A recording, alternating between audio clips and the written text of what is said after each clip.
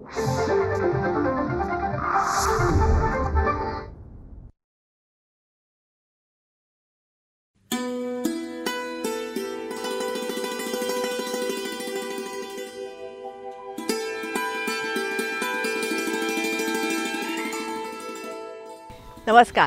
रयतेचे दरबारमध्ये आपणा सगळ्यांचं हार्दिक स्वागत. निरनिराळ्या सकारात्मक प्रयत्नांची माहिती आपण आपल्या ह्या कार्यक्रमातून करून घेतो, ज्याला उत्तम प्रतिसाद आम्हाला मिळत आहे. त्याबद्दल अनेक धन्यवाद. मंडळी, आम्ही वेगवेगळ्या विषयांवरची विविध प्रकारची माहिती तुमच्यापर्यंत रयतेचा दरबारमधून नित्य पोचवत असतो. त्याच अनुषंगाने पाण्याच्या बाबतीतही आम्ही विविध प्रकारची माहिती तुमच्यापर्यंत पोचवलेली आहे. म्हणजे जलप्राप्ती कशी करावी त्यासाठीच्या असलेल्या योजना. त्यातली महत्त्वाची योजना आहे जलयुक्त शिवार. मंडळी, जलयुक्त शिवारचे आपण 40 ते 50च्या वर एपिसोड केलेले आहेत. हे एपिसोड आपण सगळ्यांनी परत बघायची गरज आहे, कारण जलयुक्त शिवारमुळे आपल्याला नक्की पाणी मिळतं. हे मुद्दाम सांगण्याचं कारण असं आहे की सध्या उन्हाळा प्रचंड प्रमाणामध्ये वाढतो आहे. पाण्याची टंचाई जाणवते आहे. आदिवासी भागांमध्ये महिलांचे हाल बघवत नाही आहेत. म्हणून पुन्हा एकदा आपण सगळ्यांनी जलयुक्त शिवार बघण्याची आवश्यकता आहे. आणि आता हा उन्हाळा आहे, येणाऱ्या पावसाळ्यातलं जे पाणी आहे ना, ते पाणी आपण अडवूया, जलयुक्त शिवार योजना राबवूया आणि पुढच्या वर्षीचा उन्हाळा तरी आपण सुखकारक करूया. आणि त्यासाठीच आपण रयतेचा दरबारमध्ये सामील होऊया. त्यासाठीच एकमेकांना मदत करू, एकमेकांची काळजी घेऊया आणि सगळ्यांचं जगणं समृद्ध करूया. त्यासाठीच रयतेचा दरबार.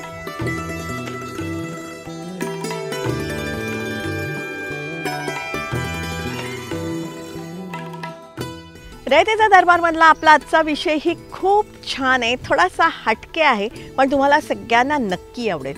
निरनिराळ्या संशोधनांविषयीचा आपला आजचा विषय आहे. आणि मंडळी, महत्त्वाची गोष्ट अशी आहे की ही जी सगळी संशोधनं आहेत ना, ही सगळी संशोधनं तुमच्या आमच्यासारख्या नागरिकांनी केलेली आहेत. आणि त्यांच्या ह्या संशोधनांची दखल थेट आंतरराष्ट्रीय पातळीवरूनही घेण्यात आलेली आहे. खोटं वाटतंय का?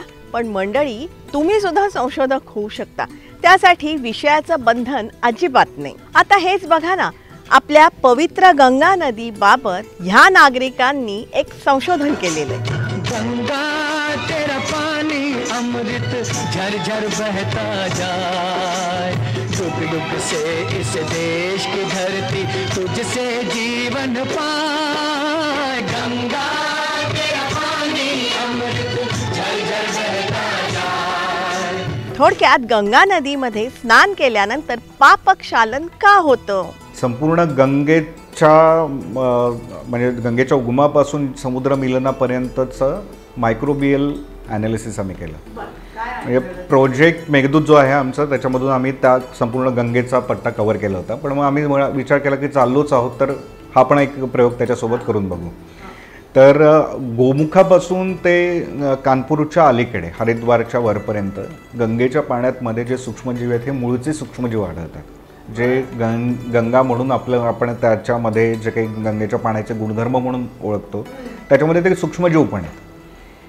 पण कानपूरपासून पुढे जसं जसं मानवी वस्ती ॲड होते, तर त्यानंतर मूळ त्याच्यामध्ये मानवामधून आलेले जे सूक्ष्मजीव आहेत, हे या मूळ जीवाणूंची संख्या कमी करतात. आणि हे पाणी शेवटपर्यंत जातं. हा रिसर्च पेपर पब्लिश झाला. हा 2017-18 मध्येच आम्ही त्याचा रिसर्च पेपर पब्लिश झाला. 2017-18चा हा रिसर्च पेपर आहे, जो तुम्ही आजही अभ्यासू शकता. हे संशोधन केलं आहे सेंटर फॉर सिटिझन सायन्स या संस्थेनं. या संस्थेनं एक आगळी वेगळी संकल्पना राबवून यशस्वी केलेली आहे. सिटिझन सायंटिस्ट म्हणजेच नागरिक शास्त्रज्ञ. सिटिझन सायंटिस्ट अशी संकल्पना आहे. त्याचं मराठी भाषांतर आपण नागरिक जे शास्त्रज्ञ आहेत असं होतं. पण आम्ही त्याला नवीन संकल्पना आणली आहे की विज्ञान स्वयंसेवक. म्हणजेच तुम्ही आम्ही कोणीही नागरिक संशोधक किंवा वैज्ञानिक होऊ शकतो. विज्ञानाचा जन्म होतो कुतूहलामधून. विज्ञानाची मूळ सुरुवात काय, तर निसर्ग आहे. आणि त्या निसर्गाविषयीचे आपल्याला काहीतरी प्रश्न पडत आहेत. त्या प्रश्नाची उत्तरं शोधताना आपल्या समोर काही तथ्य येतात की निसर्ग या नियमानुसार चालतो. सो ही जी तथ्य आहेत ते म्हणजे विज्ञान. आता हे माणसाला कुतूहल असेल तर तो प्रश्न पडणार आणि त्याला धरून मग ते शोधायचा प्रयत्न करणार. मग हे कोणी करू शकतं. असं नाही की विज्ञानाचा जो पदवीधर आहे त्यालाच ते प्रश्न पडतील, PhD कोणी केली फक्त त्यालाच ते प्रश्न पडतील असं काही नाही. आणि त्यामुळे कुठलाही नागरिक हा शास्त्रज्ञ बनण्यासाठी आधीपासूनच सक्षम असतो, पदवी घेतलेली नसेल तरीसुद्धा. आता हे फक्त फॉर्मॅलिटी पदवीची झाली किंवा नाही झाली, पण त्याला अभ्यास हा करावा लागणार त्या विषयाचा. आणि त्यासाठी संस्थेतर्फे खास प्रशिक्षण देण्यात येतात. की आम्ही असं ठरवलं की प्रत्येक त्या संशोधन संस्थांमधून अर्धा भाग त्यांनी स्वीकारायचा आणि अर्धा भाग आम्ही स्वीकारणार. म्हणजे की त्यांनी आम्हाला ट्रेनिंग द्यावं, त्यांना संशोधनात कुठे कुठे मदत लागते आहे, संकल्पना समजावून सांगाव्यात, त्याचा अभ्यास आम्ही करू. आणि काही संकल्पना आमच्याकडून समोर येतील की असं आपल्याला संशोधन करता येऊ शकतं का, आणि या दोघांनी एकत्र येऊन हे एखादा विषय निवडून त्याच्यावर संशोधन करावं. आमचा जो खर्च आहे तो आम्ही करणार, म्हणजे कुठल्याही फंडिंगशिवाय. म्हणजे आता आमच्या सेंटर फॉर सिटिझन सायन्स नावाने आम्ही संस्था त्या खगोलशास्त्राचं एक्सपान्शन केलं 2012मध्ये, आणि तेव्हापासून म्हणजे आता 13 वर्ष झाली आम्ही एकदाही देणगी कोणाकडून घेतलेली नाही. आणि मी आता उदाहरणं सांगेन की देणगी न घेतासुद्धा नागरिकांनी कशा प्रकारे संशोधन केलेलं आहे. विविध क्षेत्रातली काही मंडळी एकत्र आली, विविध प्रश्नांची उकल करू लागली, त्यासाठी निरीक्षणं केली, नोंदी ठेवल्या, त्यातून काही तथ्य बाहेर आली, निष्कर्ष बाहेर आले. हे सगळे निष्कर्ष किंवा निरीक्षणं यांनी वैज्ञानिकांना दाखवली, त्यांचं मार्गदर्शन घेतलं आणि त्यातून काही संशोधनं यांच्या हाती आली. ही संस्था आहे सेंटर फॉर सिटिझन सायन्स. 2012 पासून ही संस्था कार्यरत आहे आणि या संस्थेतर्फे आजवर 600 ते 700 जणांना प्रशिक्षणं देण्यात आली आहेत. आमच्या विषयांची विभागणी 5 प्रकारांमध्ये केलेली आहे आणि ते पृथ्वीला धरून केलेली आहे. पृथ्वीच्या वातावरणाच्या बाहेरचा भाग हा खगोलशास्त्र, हा आमचा पहिला विभाग आहे. दुसरा अर्थ सायन्स, म्हणजे पृथ्वीचं वातावरण आणि पृथ्वीची जमीन, समुद्र, पाणी असं सगळं एकत्र त्याच्यावरचं आहे. तिसरं पृथ्वीवरचे सजीव, हे लाईफ सायन्स. चौथा विषय हा सजीवांपैकी पण मनुष्यांमधल्या आंतरप्रक्रिया, हे सोशल सायन्स. आणि 5वा विषय आम्ही टेक्नॉलॉजी ठेवला आहे. सो ह्या 5 विषयांमधून आम्ही संशोधन करतो. खगोलशास्त्र, earth science, life science, social sciences आणि टेक्नॉलॉजी. आणि त्यामुळे याच्यामधून जो रिसर्च होता त्याच्यामध्ये मल्टिपल फॅक्टर्स एकत्र येतात. यांचा पहिला प्रोजेक्ट होता मेघदूत. आणि आमचा हायपोथेसिस आहे की भारतात ची जी डेव्हलपमेंट झाली, भारत राष्ट्र म्हणून जो विकसित झाला आहे, तर त्याच्यामध्ये मॉन्सूनचा खूप महत्त्वाचा वाटा आहे. आणि मॉन्सूनमधले चढ उतार जसे येतात त्याप्रमाणे भारतीय संस्कृतीवरही त्याचा परिणाम होत असतो. आणि हां, म्हणजे आणि हे शोधण्यासाठी आम्ही गेल्या 12-13 वर्षांमध्ये जवळपास 1.5 लाख किलोमीटरपेक्षा जास्त देशभर प्रवास केला. शेकडो शेतकरी, मच्छीमार, आदिवासी आणि वेगवेगळ्या व्यवसायाच्या लोकांच्या मुलाखती घेतल्या. त्यांच्यासाठी मॉन्सून किती महत्त्वाचं आहे हे शोधून घेतलं. त्या विभागांमध्ये फिरताना आर्किओलॉजिकली असे काय कुठले एव्हिडन्सेस आपल्याला मिळतात की त्या काळचा मॉन्सून कसा होता आणि त्याला धरून आत्ता काय काय गोष्टी आपल्या समोर येत आहेत. सो आता हा अभ्यास करायचा आहे प्रोजेक्ट मेघदूतचा. तर ह्याच्यामध्ये तुम्हाला मेट्रोलॉजी म्हणजे हवामानशास्त्राची आवश्यकता आहे, त्याच्यानंतर मानववंशशास्त्राची आवश्यकता आहे, अँथ्रोपोलॉजीची पण आवश्यकता आहे, सोशोलॉजीची आवश्यकता आहे. तर असे वेगवेगळे की आता केवळ तिथे समजा शेतकऱ्यांचे प्रश्न समजून घ्यायचे तर तुम्हाला त्या विषयामधले पण कृषीशी संबंधित पण तुम्हाला माहिती पाहिजे. सो हा एक प्रोजेक्ट जेव्हा पूर्ण होतो तेव्हा ते अनेक विषयांमधून तो पूर्ण होतो. मेघदूतच्या या प्रवासादरम्यान मंडळी 2014 साली माळीण ही दुर्घटना घडली आणि त्या बाबतीत ह्या संस्थेनं किंवा या नागरिकांनी संशोधन केलं आणि त्यानंतर सतर्क ही प्रणाली त्यांनी तयार केली. या प्रणालीद्वारे दरडी कोसळण्याबाबतची पूर्वसूचना यांना मिळू शकते. आणि महत्त्वाचं म्हणजे यांची ही प्रणाली गोवा राज्यानं स्वीकारली असून गोवा सरकारला हे त्या बाबतीत सल्लाही देतात. आता ही सुविधा उपलब्ध झालेली आहे तर त्याचा वापर करा, जास्तीत जास्त लोकांनी त्याचा वापर करावा. जसं गोवा गव्हर्नमेंटने आम्हाला बोलवून खास त्यांच्यासाठी द्यायला सुरुवात केलेली आहे. गोवा सरकारने, त्यांचा बायोडायव्हर्सिटी बोर्ड आहे, त्यांनी स्वतः बोलवलं, त्यांच्या इथे जाऊन आम्ही वर्कशॉप्स घेतले. एक प्रकारे बायोडायव्हर्सिटी बोर्ड जो आहे त्यांचा, तर त्यांच्याशी आम्ही संलग्न आहोत आणि आता लवकरच त्यांच्याशी MOU होईल आणि त्यांचे 2-3 आमचे वर्कशॉप्स पण झालेले आहेत. आणि त्यांच्या अधिकाऱ्यांना आम्ही ट्रेनिंग दिलं, त्यांना आम्ही रेनगेजेस पुरवली. 2022 साली या सतर्कचा रिसर्च पेपर या संस्थेनं जगापुढे मांडला आणि त्याची दखल अमेरिकन जिओफिजिकल युनियननं घेतली आहे. याचा रिसर्च पेपर 2022मध्ये इंटरनॅशनल लेवलला प्रसिद्ध झाला. टेक्सास युनिव्हर्सिटी आणि सेंटर फॉर सिटिझन सायन्स असा जॉईंट रिसर्च पेपर पब्लिश झाला.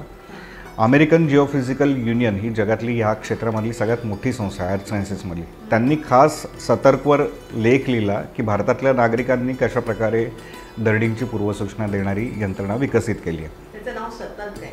सतर्क या नावाने आम्ही ती अलर्ट देत असतो. सीसेसच्या अंतर्गतच हा सतर्क नावाचा उपक्रम चालतो. सतर्क मॉडेलची अचूकता 80% आहे आणि सुमारे 2015 पासून दरडीबाबतची पूर्वसूचना देण्यास यांनी सुरुवात केली. 2014ला जेव्हा ही घटना घडली, आम्ही 2015 पासून प्रायोगिक तत्वावर 2015मध्ये आम्ही द्यायला सुरुवात केली. तेव्हा 70% आम्हाला ॲक्युरेसी दिसून आली की आम्हाला एक कोरिलेशन दिसलं. सगळ्यात पहिल्यांदा आम्ही काय केलं की त्याच्या आधी गेल्या 20 वर्षांमध्ये घडलेल्या घटना ज्या आहेत दरडींच्या, याच्या नोंदी घेतल्या आणि त्या प्लॉट केल्या की कुठला, मग त्याच्यावरून आम्हाला रिजन्स समजले कुठले भाग हे दरड प्रवण क्षेत्र आहे. त्यानंतर त्याच्या वेळेस जेव्हा घटना घडल्या तेव्हा पाऊस किती झालेला होता हे पण आम्ही त्याच्यामध्ये चेक केलं. आता हे प्रत्येक ठिकाणचं वेगवेगळं आहे. म्हणजे समजा आता आंबेगाव तालुका आहे जिथे माहीणची घटना घडली, तिथला थ्रेशोल्ड व्हॅल्यू म्हणजे तिथला जो काही परमोच्च बिंदू असेल तर तो वेगळा आहे. तो महाबळेश्वरसाठी वेगळा आहे, तो खंडाळ्यासाठी वेगळा आहे, तो माथेरानसाठी वेगळा आहे. पण ह्या प्रत्येकाचा जो काही थ्रेशोल्ड व्हॅल्यू आहे ती आम्ही प्रत्येकाची काढली आणि दरवर्षी त्याच्यामध्ये माहिती जमा करत जाऊन त्याच्यात सुधार करत गेलो. त्यामुळे दरवर्षी ज्या नव्याने लहानसहान पण दरडी कोसळतात त्याच्या नोंदी आम्ही ठेवतो आणि त्याच्यासोबत झालेल्या पावसाच्याही नोंदी ठेवतो. याच्यामुळे एक ॲक्युरेट असं ते मॉडेल तयार झालं आहे कोरिलेशनचं दोन्हीचं की किती पाऊस झाल्यानंतर कुठल्या भागामध्ये ती दरड कोसळते. आता ही माहिती द्यायला आम्ही तेव्हापासूनच सुरुवात केली. मग त्याच्यासाठी आम्ही सतर्क कम्युनिटी तयार केली. तर सोशल मीडियावर फेसबुक पेज आहे, ट्विटर आहे, हां, आणि हे पण आहे, म्हणजे आम्ही व्हॉट्सॲपचे ग्रुप्स पण तयार केले. तर लोकांना हे सांगितलं की तुमच्या इथे जर अशी घटना घडली तर आम्हाला कळवा, प्लस जेव्हा कधी अशी घटना तुमच्या भागामध्ये घडणार असेल आम्ही तुम्हाला कळवू. हां, आणि असं गेली 10 वर्ष 2015 पासून ते आत्तापर्यंत ते सातत्याने देतो आहे. आणि तुम्ही सतर्कचा वापर करणारा कोणालाही विचारलं तरी त्यांना ते तुम्हाला सांगतील की याची ॲक्युरेसी किती आहे. मुळात माळीण दुर्घटनेनंतर ह्या साऱ्यांनी एकत्रित येऊन प्रचंड संशोधन केलं. त्या घटनास्थळी ते अनेकदा गेले आणि हे जे संशोधन आहे ना हे सगळं यांनी स्वखर्चाने केलेलं आहे. हाच अभ्यास करत असताना 2014ला माईंडला दरडींची मोठी घटना घडली आणि एक अख्खं गाव त्या दरडीखाली गाडलं गेलं. 151 जणांचा त्याच्यामध्ये बळी गेला होता. त्या घटनेच्या ठिकाणी आम्ही जाऊन अभ्यास केला. लगेचच जे पहिले जे कुठल्या टीम्स तिथे पोचल्या त्याची एक टीम आमची होती आणि तिथं गेल्यानंतर आम्हाला असं जाणवलं की बऱ्याच जणांनी त्याच्यामध्ये ऑलरेडी सांगायला सुरुवात केली होती की पर्यावरणाचा ऱ्हास करतोय आपण म्हणून ती घटना घडते, पवनचक्क्या लावल्यात म्हणून घटना घडते, तिथे शेती चालू आहे म्हणून घटना घडली आहे. आणि कोणी प्रत्यक्ष तिथं भेट दिलेली नव्हती. तरीसुद्धा सगळ्यांनी इथं पुण्यामध्ये बसून मुंबईमध्ये बसूनच थेट सांगायला सुरुवात केली. तर आमचं असं म्हणणं होतं की जोपर्यंत तुम्ही ग्राउंडवर जाऊन अभ्यास करत नाही, बघत नाही, म्हणजे जोपर्यंत तुम्हाला त्याचं मूळ सापडणार नाही तोपर्यंत उपाय सापडणार नाही. मानवी हस्तक्षेपापेक्षाही नैसर्गिक पद्धतीने ह्या दरडी कोसळतात असं यांचं निरीक्षण आहे. आम्हाला मूळ सापडलं. आम्हाला असं दिसून आलं, आम्ही अगदी वरच्या टोकावर गेलो जिथून ती दरड घसरून आली आणि आम्हाला असं दिसून आलं की तिथे हार्ड रॉक ओपन झाला आहे, कातळ जे आहे ते ओपन झालं आणि त्याच्यावर मातीचा मोठा ढिगारा होता जो ऑलरेडी, आणि झाडं पण होती. आता इंटरेस्टिंग गोष्ट अशी आहे की आपण म्हणतो की दरड कोसळू नये म्हणून झाडं लावा. तिथं झाडांसहित सगळं घसरून आलेलं. मग प्रश्न असा पडतो की आम्ही जगभरात अशा घटना कधी कधी कुठे घडलेल्या आहेत हे बघायचा प्रयत्न केला आणि तेव्हा असं दिसून आलं हा जो प्रकार आहे मड फ्लो ज्याला म्हणतात, मड स्लाईड ज्याला म्हणतात, तर तो ज्या ठिकाणी जंगलं असतात, मातीची डेप्थ जास्त असते अशाच ठिकाणी होतं की त्याच्यामध्ये भरपूर पाऊस जेव्हा होतो तिथं पाणी साठतं आणि खालचा जो कातळ आहे त्याच्यानंतर हा जो काही मलबा तयार झाला आहे, चिखल तयार झाला आहे, हा उत्तराच्या दिशेने घसरून खाली येतो. तर भारतामध्ये स्पेसिफिक वेस्टर्न घाट्समध्ये अशा घटना नैसर्गिकपणेच होतात, त्याच्यामध्ये मानवी रोल नसतो. त्यातही 2014 नंतर अशा प्रकारे दरडी कोसळण्याच्या दुर्घटनांमध्ये वाढ झाल्याचं यांचं निरीक्षण आहे. पूर्वी म्हणजे आत्तापासून थोडं आधीपर्यंत ह्या घटनांची संख्या कमी होती, म्हणजे दशकामधून एकदा. म्हणजे आम्ही जेव्हा त्याच्या नोंदी काढल्या तर त्याच्या आधी 1989ला एकदा भाज्याला अशी घटना आली होती. 2005ला जेव्हा मुंबईमध्ये पाऊस झाला होता तेव्हा रायगडमध्ये अशा घटना घडल्या होत्या, आणि त्यानंतर 2014ची ही घटना. सो 3 दशकांमध्ये दशकात एकदा अशी झाली. पण त्याच्यानंतर 2014 नंतर पासून आमच्या ज्या नोंदी आहेत त्या सातत्याने दरवर्षी एखादी घटना घडतेच. त्याच्यानंतर 2021ला खूप मोठ्या प्रमाणामध्ये घटना घडल्या. 2023ला इरशाळवाडीची घटना घडली, 21ला तळीये आणि अशा बऱ्याच ठिकाणी त्या घटना घडलेल्या होत्या. सो ह्यांची संख्या वाढत चालली आहे. पण या नैसर्गिकपणे होणार आहेत की कमी वेळामध्ये जास्त पाऊस जेव्हा होतो, संततधार पाऊस चालू असतो आणि नंतर परत कमी वेळामध्ये जास्त पाऊस होतो, तेव्हा अशा घटना घडतात. गोवा राज्यानं यांची सतर्क ही प्रणाली स्वीकारली आहे. आता आपल्या महाराष्ट्र सरकारनं सुद्धा यांची ही प्रणाली स्वीकारावी अशी ह्या साऱ्या नागरिक शास्त्रज्ञांची इच्छा आहे. सेम तत्वावर आता जिओलॉजिकल सर्व्हे ऑफ इंडियानी या तत्वावरच नव्याने सुरू केले. 1-2 वर्ष झालेली आहेत. पण जेवढ्या नोंदी आपल्याकडे अवेलेबल आहेत तेवढ्या अजून त्यांच्या ह्याच्यामध्ये आलेल्या नाहीत. तर त्यामुळे आमचं असं म्हणणं आहे की राज्य शासनाने ही ऑफिशियली स्वीकारावी ही यंत्रणा. त्याची ॲक्युरेसी चांगली आहे, वैज्ञानिकदृष्ट्या सिद्ध झालेली आहे, आंतरराष्ट्रीय पातळीवर नावाजलेली आहे. लोकांना थेट त्याचा ऑलरेडी वापर होतो आहे, म्हणजे लोक वापरत आहेत. जेव्हा आम्ही अलर्ट देतो लोक जायचं थांबतात त्या भागामध्ये, किंवा तिथून काही स्थानिक पातळीवर रस्ते बंद केले जातात. पण हे जर सेंट्रलाइज पद्धतीने जर राज्य शासनाने ही जर स्वीकारली तर मग काय होईल की समजा आम्ही अलर्ट दिला एखाद्या रिजनसाठी की इथे दरड कोसळण्याची शक्यता आहे, तर त्या भागातल्या नागरिकांना तात्पुरतं हलवता येईल, आणि त्या हलवल्यानंतर समजा अशी काही घटना घडली तर त्यांचे जीव वाचतील. मंडळी, खगोलशास्त्रामध्ये आपल्या सगळ्यांनाच प्रचंड प्रमाणामध्ये रस असतो. त्याच अनुषंगाने दूरवरच्या लघुग्रहांचं आकार मोजण्याचं संशोधन ह्या नागरिक शास्त्रज्ञांनी केलेलं आहे. आपल्यापासून काही कोटी किंवा काही लाख किलोमीटर दूरवरून जाणारे लघुग्रह असतात, आणि ते काही वेळा जाताना काही ताऱ्यांना झाकतात, आणि ते झाकल्यानंतर पुढे सरकले तर या दरम्यानच्या काळामध्ये तो तारा थोडा वेळ आपल्याला दिसेनासा होतो, आणि तो पुढे ॲस्ट्रॉइड पुढे गेला की परत दिसायला लागतो. पण या दरम्यान या लघुग्रहाचा जसा आकार आहे तर त्याची सावली पृथ्वीवर पडते, आणि ती साधारणतः 100-150 किलोमीटरची वगैरे असते. ती सावली आपल्याला दिसत नाही. पण त्या भागामध्ये जाऊन जर आम्ही त्याचं निरीक्षण केलं तर आमच्या निरीक्षणांमधून त्याचा शेप लक्षात येतो.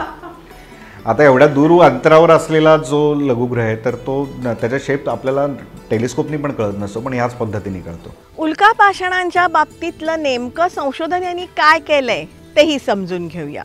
पण जे उल्कापाषाण जमिनीवरून आढळतात तर त्याचाही अभ्यास आमच्या संस्थेच्या माध्यमातून केला जातो. पण आम्ही एक आत्ता प्रकल्प त्या खगोलविषयाच्या अंतर्गत घेतला की प्रकाश प्रदूषण ही एक मोठी समस्या भारतासमोर आहे. म्हणजे पुण्यातून तुम्ही आकाश बघायला गेला तर तुम्हाला काही 2-3 तारे फक्त दिसतील. वायू प्रदूषण ज्या भागामध्ये आणि लाईट ज्या ठिकाणी जास्त आहे तर अशा ठिकाणी प्रकाश प्रदूषण असतं. तर त्याचा मॅप तयार करायचा. सो हे पण तेही आमच्या ॲपमध्ये आम्ही आणलेलं आहे की तुम्ही तुमच्या भागातल्या नोंदी जर घेतल्या तर महाराष्ट्राचा एक चांगला लाईट पोल्युशनचा मॅप तयार होईल, आणि मग डार्क प्लेसेस पण आपल्याला कळतील की कुठे आहे. मंडळी, 2015 साली आखाती देशातून आपल्या राज्यावरती धुळीचं प्रचंड मोठं वादळ आलेलं होतं. त्या वादळाबाबतही या नागरिक शास्त्रज्ञांनी संशोधन केलं आहे. त्याच्यानंतर एक धुळीचं वादळ आलं होतं बरोबर 10 वर्षांपूर्वी, 5 एप्रिल 2015ला, आणि आखाती देशातून ते अख्खा अरबी समुद्र क्रॉस करून पुण्या मुंबईपर्यंत आले होते, आणि सगळं धूळ दिसत होती. तर मग आम्ही काय केलं, लगेच त्या धुळीच्या वादळाचं एअर सॅम्पलिंग केलं. म्हणजे मीडिया प्लेट्स असतात त्या त्यात ओपन करून ठेवल्या, त्याच्यावर ती धूळ किंवा हवा बसते त्याच्यावर, आणि जर त्याच्यासोबत सूक्ष्मजीव असतील तर ते मीडिया प्लेट म्हणजे त्या सूक्ष्मजीवांसाठीचं खाद्य आहे, ते वाढायला सुरुवात होतात. त्याच्यावर वेगवेगळ्या टाईपच्या मीडिया प्लेट्स ठेवल्या तर वेगवेगळ्या टाईपचे त्या सूक्ष्मजीव वाढतात. आणि त्यानंतर जेव्हा 1 महिन्यानी पुन्हा तशी हवा नव्हती तेव्हाही चेक केलं, तर या दोन्हीच्या कंपॅरिझनमधून असं दिसून आलं की जेव्हा ते धुळीचं वादळ आलं त्याच्यासोबत बरेचसे सूक्ष्मजीव या काळामध्ये महाराष्ट्रापर्यंत येऊन पोचले होते. तोट्याचे जास्त होते. अस्थमा होऊ शकतो किंवा काही प्रॉब्लेम येऊ शकतात. सो हा धुळीच्या वादळांचा पण मायक्रोबियल ॲनालिसिस पहिल्यांदा आला. अख्ख्या गंगेचा ॲनालिसिस एका आठवड्यातला पहिल्यांदा आला आहे. म्हणजे वेगवेगळ्या भागांचा केलेला होता, पण आम्ही एका आठवड्यात स्टार्ट टू एंड कव्हर केलेलं होतं. त्याचबरोबर मान्सूनच्या ढगांमधल्या सूक्ष्मजीवांच्या अभ्यासाबाबतचं संशोधन यांचं चालू आहे. त्याचबरोबर पावसाच्या पाण्याबाबत ही संशोधन हे करत आहेत. आणि आपली ही जी वारसा स्थळं आहेत ना, या वारसा स्थळांच्या बाबतीतही यांचं संशोधन सुरू आहे. याचबरोबर विविध विषयांवरची या नागरिक शास्त्रज्ञांची संशोधनं सुरू आहेत. तुम्हाला अशा प्रकारची संशोधनं करायची आहेत का? जाणून घ्या नेमकं काय करायचं. ज्यांना निसर्गाविषयी आपुलकी आहे आणि विज्ञानाविषयी कुतूहल आहे असे कोणीही याच्यामध्ये सहभागी होऊ शकतात. वय वर्ष 18 पासूनचे पुढचे, म्हणजे जे स्वतः निर्णय घेऊ शकतात असे. काही नाही, ॲब्सोल्युटली काही नाही. हां, वेबसाईट आहे citizenscience.in, तर तिथून तुम्ही संपर्क साधू शकता. आणि आम्ही वर्षातून एकदा त्यांना जवळपास 2 महिन्यांचं ट्रेनिंग देतो. विकेंडचा कोर्स असतो आणि विकेंडच्या कोर्सला हे सगळे शास्त्रज्ञ आणि आमची काही जे सिनियर टीम आहे ही त्यांना गाईड करते. आणि त्याच्यानंतर त्यांनी वर्षभर एक प्रकल्प पूर्ण करणं अपेक्षित असतं, कुठलाही त्यांच्या आवडीचा. म्हणजे त्यांना त्याचा अनुभव यावा, कार्यानुभवासाठी म्हणून आम्ही एक प्रकल्प त्यांच्याकडून पूर्ण करून घेतो. आणि मग नंतर ते अशा आमच्या रिसर्च प्रोजेक्टमध्ये सहभागी होऊ शकतात. जेव्हा कधी ह्याचा रिसर्च प्रसिद्ध होईल त्याच्यामध्ये ते को ऑथर असतात. जसं सतर्कचा आहे, सतर्कचा पेपर जेव्हा रिसर्च पेपर प्रसिद्ध झाला त्याच्यामध्ये 15 ऑथर्स होते, म्हणजे 15 जणांनी त्याच्यामध्ये काम केलं होतं. त्यातले 2 शास्त्रज्ञ होते, बाकी 13 जण नागरिक आहेत. आणि हे सगळं करण्यामागचा यांचा जो उद्देश आहे ना, तोही खूप छान आहे. त्यांचं म्हणणं, सगळं सरकारवर कशाला टाकायचं. तर त्यामुळे मग असा आम्ही विचार केला की प्रत्येकानेच जर ते सरकारवर टाकायला सुरुवात केली तर अशी कामं बरीच मागे राहतील. आणि आपल्याला काहीतरी जर समाजकार्य करायचं असेल तर विज्ञान तंत्रज्ञानाच्या सहाय्याने ही आपली सेवा आहे समाजासाठीची. तर त्यामुळे मग आम्ही या पद्धतीने काम करतो. त्यामुळे ही संपूर्ण जे काम आहे, एक प्रकारे विज्ञान स्वयंसेवक ही जी संकल्पना आहे सिटिझन सायन्सची, तर ही ॲक्च्युली स्वयंसेवी पद्धतीने आहे. तर त्यामुळे सगळेजण स्वतःच्या खिशातून पैसे घालून हे काम करतात समाजासाठी. थोडक्यात स्वतःच्या खिशातून पैसे खर्च करून अशी संशोधनं करायची, ही पण एक प्रकारची देशसेवा, समाजसेवा आहे. काहीतरी समाजोपयोगी काम केल्याचा एक प्रकारचा आनंदही आपल्याला त्यातून मिळू शकतो. घराघरातल्या तरुण पिढीनं याकडे लक्ष देण्याची गरज आहे. कारण उगाचच निरर्थक, निरुपयोगी समाज माध्यमांच्या जाळ्यांमध्ये आपण अडकत आहोत. त्याचा एक प्रकारचा विळखा आपल्या भोवती पडलेला आहे. या विळख्यातून सुटण्याचा हा एक सुंदर मार्ग आहे नागरिक शास्त्रज्ञ. त्याच अनुषंगानं ही जी आगळी वेगळी संकल्पना आहे, या संकल्पनेविषयी माहिती देणारा आपला आजचा विषय तुम्हाला कसा वाटला हे तुम्ही जरूर जरूर आम्हाला कळवा. संपर्कासाठी आमचा पत्ता आहे रयतेचादरबार@gmail.com. जरूर आमच्याशी संपर्क साधा. तुमच्याकडे काही माहिती असेल, प्रश्न असतील, सूचना असतील ते तुम्ही आमच्यापर्यंत नक्कीच पोचवा. रयतेचा दरबारमध्ये आत्तापर्यंत 450च्या वर एपिसोड झालेले आहेत. हे एपिसोड तुम्ही वारंवार बघा. त्यातली जी माहिती आहे ना ती प्रत्यक्षात उपयोगात आणा. त्याचे तुम्हाला लाभ नक्कीच होतील. आणि त्यासाठी आमची यूट्यूब चॅनल आहे जनतादरबार.zd आणि रयतेचा दरबार या दोन्ही नावाने आमची यूट्यूब चॅनल आहेत, जी तुम्ही सबस्क्राईब करण्याची गरज आहे. रयतेचा दरबार आम्ही प्रसारित करत असतो दर सोमवारी रात्री 9 वाजता सह्याद्री वाहिनीवरून. सोमवारचाच हा एपिसोड आम्ही पुन्हा प्रसारित करत असतो दर शनिवारी सकाळी 8 वाजता सह्याद्री वाहिनीवरून. सोमवार रात्र 9, शनिवार सकाळ 8 हे जे दोन्ही एपिसोड आहेत ना, हे तुम्ही लाईव्ह बघू शकता सह्याद्री वाहिनीच्या फेसबुक पेजवरून. जरूर बघत राहा, कारण आम्ही ही जी माहिती तुम्हाला सांगतोय ना, या माहितीच्या उपयोगामुळे अनेकांचे लाभ होत आहेत किंवा होऊ शकतात. हा मात्र त्यासाठी रयतेचा दरबारचा प्रत्येक एपिसोड आपण बघायला पाहिजे. त्यासाठीच एकमेकांना मदत करू, एकमेकांची काळजी घेऊया आणि सगळ्यांचं जगणं समृद्ध करूया. त्यासाठीच रयतेचा दरबार.